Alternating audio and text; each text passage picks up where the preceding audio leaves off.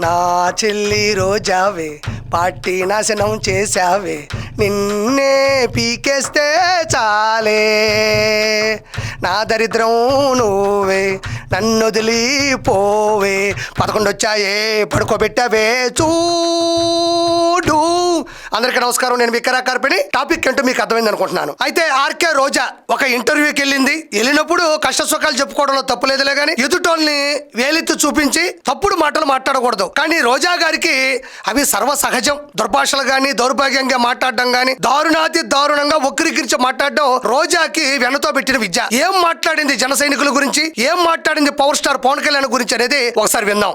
అవసరమైతే home minister తీసుకుంటాడు మా నాయకుడు అని పవన్ కళ్యాణ్ అభిమానులు జనసేన నాయకులు చెప్తూ ఉన్నారు. అంత సిగ్గులేని జెండా మోసే కూలీలు నేను ఎక్కడ చూడట్లా. ఎక్కడ ఆర్కే రోజా సిగ్గులేని జెండా కూలీలు అని జన సైనికుల గురించి మాట్లాడుతుంది. జెండా కూలీలు గుర్తుపెట్టుకో ఆర్కే రోజా, ఆ జెండా కూలీలే సుత్తి శానం పలుగు పారా పట్టుకొని కొడితే 150 అడుగుల ఎత్తున ఉండేటువంటి గోడ 11 అడుగులకు పడిపోయింది. కొత్తమట్టమైన గోడ నేలమట్టం అయిపోయింది. అదే జనసేన కూలీలు అంటే నీ భాషలో చెప్తున్నా. సుత్తి శానం అంటే ధర్మం న్యాయం, పలుగు పారా అంటే ప్రేమ అభిమానం. పట్టు కొడితే కొత్తమట్టమైన గోడ కిందకొచ్చి పడింది. జన సైనికుల గురించి మాట్లాడతావు నువ్వు.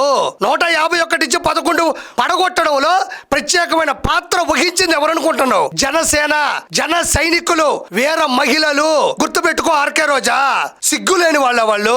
వైఎస్ఆర్సీపీ కార్యకర్తల గురించి తెలుసా నీకు? జన సైనికులకి వైఎస్ఆర్సీపీ కార్యకర్తల్ని ఒక చోట కూర్చోబెడితే పక్క రాష్ట్రపు పోలీసులను తీసుకొని వచ్చి వాళ్ళని చూపిస్తే వైఎస్ఆర్సీపీ కార్యకర్తలు చూసి వీళ్ళేంది మిట్ట మధ్యాహ్నం నడి రోడ్డు మీద గంజాయి సేవిస్తూ ఎంజాయ్ చేస్తున్నారని వాళ్ళు పట్టుకెళ్ళిపోతారు కటకటాల్లోకి. అదే జనసేన కార్యకర్తలు చూస్తే మీకు వీళ్ళతో ఏంటి పని, కాలేజీల కదా మీరు వెళ్ళాలని కాలేజీల దగ్గర డ్రాప్ చేసి వెళ్ళిపోతారు. వాళ్ళ గురించా మీరు మాట్లాడేది? స్వచ్ఛందంగా పనిచేస్తున్నారు వాళ్ళు, ఒక్క రూపాయి ఆశించరు. గొప్ప జీవితాన్ని, ఆనందాన్ని, లగ్జరీ లైఫ్ ని, కెరీర్ ని అన్ని పక్కన పెట్టి కేవలం ప్రజలకు సేవ చేయాలి అని జీవితాన్ని పణంగా పెట్టి జనాల మధ్యన వచ్చినటువంటి జనసేన నాయకుడు పవన్ కళ్యాణ్ గారికి మద్దతుగా వారు పద్ధతిగా వెళ్తున్నారు. వాళ్ళే జన సైనికులు. జనసేన కార్యకర్తలకి వైఎస్ఆర్సీపీ కార్యకర్తలతో పోటీ పెడితే ఎలా ఉంటుంది తెలుసా?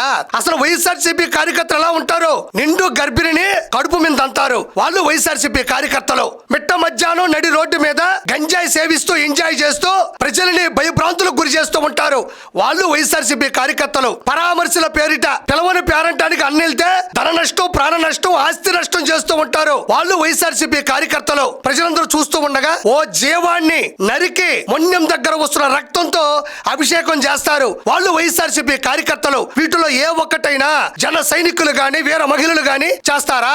వాళ్ళ జెండా తప్ప అన్ని పార్టీల జెండాలు మోస్తారు. నువ్వు టీడీపీ నుంచి 2 సార్లు బీఫామ్ తీసుకున్నావు. ఒకసారి చంద్రగిరి, రెండోసారి నగిరి. 2 సార్లు బీఫామ్ తీసుకుని నారా చంద్రబాబు నాయుడు గారి తెలుగుదేశం పార్టీ కండువా నుంచి దాకా వేసుకున్నావు కదా. అక్కడి నుంచి వైఎస్ఆర్సీపీ పార్టీలోకి వచ్చావు. ఇప్పుడు వైఎస్ఆర్సీపీ కండువా వేసుకున్నావు. ఎవరు కండువాలు మోస్తున్నారు? ఎవరు జెండా కూలీలు? నువ్వు జెండా కూలీవి కదా, వాళ్ళు జెండా కూలీ అని నువ్వు అంటున్నావు. నువ్వు కూలిపోయిన జెండానే మోస్తున్నావు, నోరు మూస్తున్నావు. 6093 అన్న ఖైదీ నెంబర్, 45004 నువ్వు ఓడిపోయిన నెంబర్. 45,004 ఓట్ల తేడాతో నగిరిలో ఓడిపోయిన నీ తీరు ప్రజలకు తెలియదా? వాళ్ళ నాయకుడికి భజన చేస్తాడు. మీ నాయకుడు పార్టీ పెట్టి భజన గురించి నువ్వు మాట్లాడుతుంటే నాకు ఎలా ఉందో తెలుసా? నీ నోటికి తాళాలు, నీ భజనకి మేళాలు ఈ ప్రపంచంలో దొరకవు. ఎన్ని తాళాలు వేస్తే నీ నోటి గుండా వచ్చేటువంటి దుర్భాషలు, గబ్బు మాటలు ఆపగలం. ఎన్ని మేళాలు వాయించినా నీ భజనే వాటిని ఓవర్లాప్ చేసి ఓవర్లేట్ చేసుకొని నీ ఓవర్ యాక్షన్ కి ఆ మేళాలే ఆగిపోతాయి. మా వల్ల కాదు స్వామి అని చెప్పి నువ్వు భజన గురించి మాట్లాడుతున్నావా? తిరుమల కొండ మీదకు వెళ్ళి తిరుమల శ్రీవారి గురించి మాట్లాడకుండా అన్న గురించి భజన చేసిన చరిత్ర నీది. అసెంబ్లీలో ప్రజల సమస్యల మీద పోరాటం చేయకుండా జగనన్న నీకు నా సెల్యూట్, 2024 జగనన్న వన్స్ మోర్ ఈ భజనలన్నీ చేసింది ఎవరు? నువ్వు కాదా? నీ భజనకి ఒక లొకేషన్ ఉందా? ఒక సిచ్యువేషన్ ఉందా?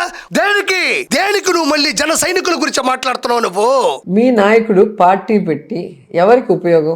ఎవరికి ఉపయోగం అంటే ఆదుకున్న కౌలు రైతులను అడుగు, ఎవరికి ఉపయోగమో తెలుస్తుంది. మహిళలు వరల్డ్ కప్ లో గెలిస్తే సొంతంగా ప్రతి మహిళకి తన సొంత ఖర్చులతో 5 లక్షల రూపాయలు ఇచ్చాడు. అడుగు ఎవరికో ఉపయోగమో తెలుస్తుంది. అడుగు కూడా పెట్టలేని అడవిలో ఆదివాసీల కోసం రహదారులు అడుగడుగున వేయించాడు. అడుగు ఎవరికి ఉపయోగమో తెలుస్తుంది. గ్రామ సమస్యల పరిష్కారం కోసం రాష్ట్ర వ్యాప్తంగా ఒక్క రోజు 23,000 గ్రామ సభలు నిర్వహించాడు. వెళ్ళి అడుగు ఎవరికి ఉపయోగమో తెలుస్తుంది. తెలంగాణలోని అంజన్న కొండగట్టుకి 33 కోట్ల రూపాయల నిధులను కేటాయించాడు. వెళ్ళి అడుగు ఎవరికి ఉపయోగమో తెలుస్తుంది. నీకు తెలియదా ఇవన్నీ?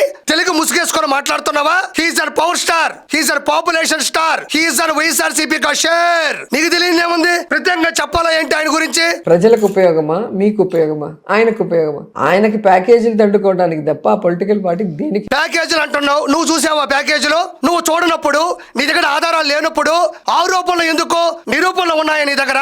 నువ్వు చూసావా ప్యాకేజీలు?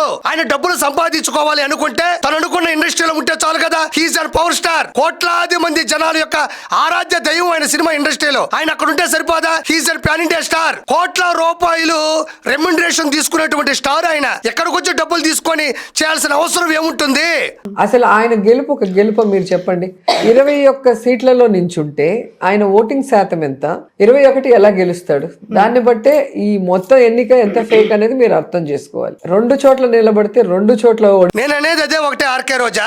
21 సీట్లు అంటే 2 చోట్ల ఓడిపోయిన ఒక వ్యక్తి 2 పక్కన ఒకటేసుకొని 21 సీట్లకి 21 సీట్లు ఎలా గెలిచాడు నేను నిన్ను అడుగుతున్నా. ఎంత కష్టం ఉండాలి, ఎంత ధర్మం ఉండాలి, ఎంత న్యాయం ఉండాలి, ఎంత పట్టుదల ఉండాలి, ఎంత త్యాగం ఉండాలి, ఎంత స్వయం కృషి ఉండాలి, ఎంత పట్టుము ఉండాలి. కష్టపడ్డాడు, ప్రజలు నమ్మారు, మీ మీద ఉమ్మారు. ప్రత్యేకంగా చెప్పనక్కర్లా. అసలు అతను పొలిటికల్ గా గెలిచే పరిస్థితే లేదు. ఆయన గెలుస్తానని నమ్మకం ఉంటే జబర్దస్త్ టీమ్ ని గాని, టీవీ ఆర్టిస్టులు గాని, కుటుంబంలో ఉన్న మొత్తం ఆర్టిస్టులు, కుటుంబంలో ఉన్న బంధువులందరినీ ఎందుకు వచ్చి ఆయన ఎవరిని పిలవలా. పవన్ కళ్యాణ్ గారు జబర్దస్త్ ఆర్టిస్టులు, సినిమా ఆర్టిస్టులు, సీరియల్ ఆర్టిస్టులు కుటుంబాన్ని ఆయన పిలవలా.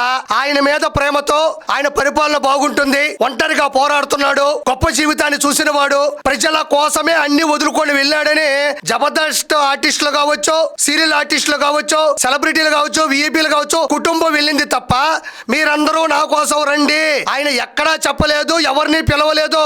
నువ్వు పిలిచినా కూడా రారు. ఎవరు వస్తారు నీ కాడికి? నీ కుటుంబమే సరిగ్గా నీతో నిలబడదు. నువ్వు పిలుచుంటావు, బతివులాడుంటావు, రండి నన్ను కాపాడండి, నన్ను నిలబెట్టండి అని చెప్పుంటావు. మన నోటి దోల, మనం ఇంత ముందు మాట్లాడేటువంటి మాటలు, నిలకల్లేని తత్వం, ఆయన మీద అభిమానంతో ఆయన అభిమానులు కావచ్చు అందరూ వచ్చారు. నీ కోసం ఎవరు రారు.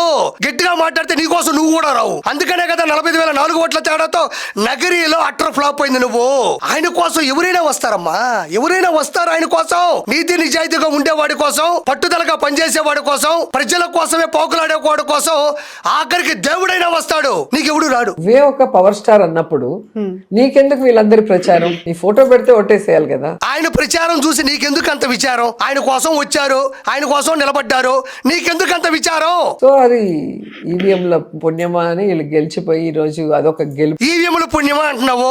నువ్వు అంత గొప్పదానివి కదా, సంఘ సంస్కర్తరాలు కదా. సరే, నీ నగరిలోనే ఒకే ఒక చోట మళ్ళీ రీపోలింగ్ పెడదాం, అందరూ ఈసీ వస్తారు, పోలీసు వాళ్ళు ఉంటారు, సాయంత్రానికి ఓటింగ్ ఎలక్షన్ అయిపోతుంది, అప్పుడు లెక్క పెడదాం, మళ్ళీ గెలిచే దమ్ము నీకుందా? ఈవీఎం మిషన్లు కూడా కాదు, పేపర్లే రాసి అక్కడ వేస్తారు ముద్ర కొట్టి. గెలిచే దమ్ము నీకుందా? మరి ఈవీఎం మిషన్లు 2019లో కూడా ఉన్నాయి. మరి 151 సీట్లు ఎక్కడొచ్చాయి? అన్న ఓడదీసింది ఏంది? పెరిగి కట్టలు కట్టింది ఏముంది? పోనీ గెలిచినామన్న సంతోషం మీకుంది. ప్రజల డబ్బుల్ని వృధా చేయడంలో నెంబర్ 1 ఎవరంటే పవన్ కళ్యాణ్, చంద్రబాబు నాయుడు, లోకేష్. మరి ప్రజల ధనాన్ని వృధా చేస్తున్నాను అంటున్నావు. అన్న ప్యాలెస్ లో పనిచేసే వాళ్ళకి, పర్సనల్ వర్కర్స్ కి గవర్నమెంట్ నుండి శాలరీలు ఇప్పించాడు. దాన్ని ధనాన్ని దుర్వినియోగం చేయడం అనరా? లండన్ కి స్పెషల్ ఫ్లైట్ లో వెళ్తాడు ప్రజల సొమ్ముతో, దాన్ని ధనాన్ని దుర్వినియోగం చేయడం అనరా? అడ్డదిడ్డంగా పనిచేసే వాళ్ళకి, అస్సలు బుద్ధి లేని వాళ్ళకి సలహాదారులుగా ఇచ్చి ₹1,00,000 జీతాలు ఇచ్చాడు. దాన్ని ధనాన్ని దుర్వినియోగం చేయడం అనరా? దీనితో పాటు ఋషికొండ ప్యాలెస్ ని కేవలం భార్య పిల్లల కోసమే కట్టించాడు. దీన్ని ధనాన్ని దుర్వినియోగం చేయడం అనరా? ఆంధ్ర రాష్ట్ర వ్యాప్తంగా ప్రతి జిల్లాలో ప్రజల డబ్బుతో ప్రభుత్వ స్థలాల్లో నిర్మాణాత్మకమైనటువంటి వైఎస్ఆర్సీపీ కార్యాలయాలు కట్టించుకున్నాడు. దీన్ని ధనాన్ని దుర్వినియోగం చేయరా అని నేను ఈ రోజు ప్రశ్నిస్తా ఉండా. నువ్వు మాట్లాడాలా ధనాన్ని దుర్వినియోగం చేయడం? టూరిజం శాఖలో గానీ, కల్చర్ శాఖలో గానీ, క్రీడా శాఖ మంత్రి శాఖలో గానీ నువ్వు ప్రతి రూపాయిని గానీ స్వార్థంగా, స్వార్థపూరితంగా వాడుకున్నావు. ప్రజల జీవితాలతో ఆడుకున్నావు. అది ప్రజలకు తెలియదా? నేను ఆర్కే రోజాని సూటిగా ప్రశ్నిద్దాం అనుకుంటున్నా. నువ్వు చెప్పు నిజాయితీగా రోజా. ఈ రోజు జన సైనికుల గురించి, జనసేన జెండా గురించి, పవన్ కళ్యాణ్ గురించి మాట్లాడుతున్నావు. నువ్వు అయిపోయిన తర్వాత అట్టర్ ఫ్లాప్ అయిపోయిన తర్వాత నగిరి సరిహద్దుల్లో ఉండేటువంటి మద్రాసు నగరానికి వెళ్ళి విజయ్ గారి దగ్గరికి వెళ్ళి నువ్వు అడగలేదా, విజయ్ గారు నేను 2 సార్లు ఎమ్మెల్యేగా గెలిచాను, ఒకసారి మంత్రిని అయ్యాను, ఒకసారి చైర్మన్ అయ్యాను, నీ పార్టీలో అవకాశం ఇస్తే నీ పార్టీకి పేరు చేస్తాను, నీ పార్టీని నిలబెడతాను అంటే విజయ్ గారు ఏమన్నారు, వెళ్ళవమ్మా వెళ్ళు, నువ్వు చెప్పేదంతా సొల్లు అన్నాడు. అక్కడి నుంచి పరిగెత్తుకుంటా మళ్ళీ ఆంధ్ర రాష్ట్రానికి వచ్చేటువంటి గతి నీకు పట్టింది. నేను ఈరోజు సూటిగా ప్రశ్నిస్తున్నాను ఆర్కే రోజా, మన భారతదేశంలో వైఎస్ఆర్సీపీని పక్కన పెడితే 6 నేషనల్ పార్టీలు 66 స్టేట్ పార్టీలు ఉన్నాయి. నీకు దమ్ముంటే, నీకంత అనుభవం ఉంటే, నువ్వు అంత స్టార్ హీరోయిన్ అయితే, నువ్వు స్టార్ డైరెక్టర్ భార్యవి అయితే, నువ్వు తిరుపతి అమ్మాయివి అయితే, ఈ 6 నేషనల్ పార్టీలు 66 స్టేట్ పార్టీల దగ్గరికి వెళ్ళి సీటు తెచ్చుకునే దమ్ము గాని నీకు ఉందా? నీకు సీటు కాదు కదా, స్వీట్ కూడా ఎవరు తినమని. నిన్ను రాజకీయ పార్టీలో కాదు, వీకెండ్ పార్టీలో కూడా పిలవరు. ఎందుకంటే నువ్వు కరెక్ట్ పర్సన్ కాదు కాబట్టి, నువ్వు కరెక్ట్గా ఉండవు కాబట్టి, నువ్వు కరప్షన్ పర్సన్ కాబట్టి నిన్నెవరు దేకే పరిస్థితిలో కూడా ఈరోజు ఎవరూ లేరు అని నేను మనస్ఫూర్తిగా చెప్పడం జరుగుతూ ఉంది. అయితే చివరిగా చెప్పేది ఒకటే, ఆ రోజుల్లో సీతమ్మని అపహరించిన రావణాసురుణ్ణి కూలగొట్టడానికి, కుదిపేయడానికి, 10 తలకాయలు పగలగొట్టడానికి హనుమంతుడు ఎలాంటి గొప్ప సాయం చేశాడో, ఈ రోజు దరిద్రుడు, అక్రమార్కుడు, నీచుడైనటువంటి జగన్మోహన్ రెడ్డిని దించడానికి, ఓడించడానికి, అదో పాతాళంలో తొక్కేయడానికి పవన్ కళ్యాణ్ గారు హనుమంతుడు మాదిరిగా చంద్రబాబు నాయుడు గారికి తోడ్పడ్డాడు. అతను చరిత్రలో నిలబడ్డాడు. కాబట్టి ఎవరి గురించైనా మాట్లాడేటప్పుడు కొంచెం ఆలోచించి మాట్లాడాల్సిందిగా మనస్ఫూర్తి కోరుకుంటూ నేను కిరాక్ కార్పేని.